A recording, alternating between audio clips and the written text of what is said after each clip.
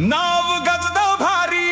इचलकरंजीत सराफा दुकान फोडून 7.36 लाखांचा ऐवज लंपास, पोलिसांसमोर मोठे आव्हान।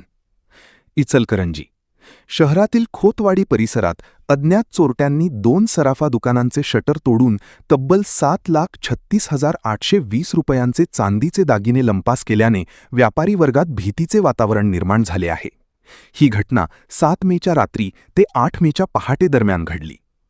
शहापूर पोलीस ठाण्यात दाखल फिर्यादीनुसार खोतवाडी येथील सनदी ज्वेलर्स व आई ज्वेलर्स या दुकानांना चोरट्यांनी लक्ष्य केले।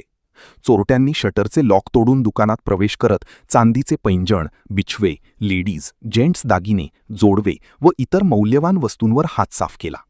चोरीस गेलेल्या मुद्देमालाचे एकूण वजन तब्बल 5 किलो 540 ग्रॅम इतके असल्याचे समोर आले आहे।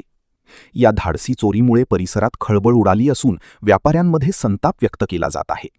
वाढत्या चोरीच्या घटनांमुळे पोलिसांच्या गस्त व सुरक्षेवर प्रश्नचिन्ह निर्माण झाले आहे। घटनेची माहिती मिळताच पोलिसांनी घटनास्थळी धाव घेत पंचनामा केला असून सीसीटीव्ही फुटेजच्या आधारे आरोपींचा शोध सुरू आहे। या प्रकरणी शहापूर पोलीस ठाण्यात भारतीय न्याय संहिता कलम 305 अ 331-4 अंतर्गत गुन्हा दाखल करण्यात आला असून पुढील तपास पोलीस उपनिरीक्षक कुटे करीत आहेत। अशा बातम्या पाहण्यासाठी लोकहिरा न्यूज चॅनलला सबस्क्राईब करा, लाईक करा, शेअर करा, तसेच www.lokiranews.com ला भेट द्या। धन्यवाद।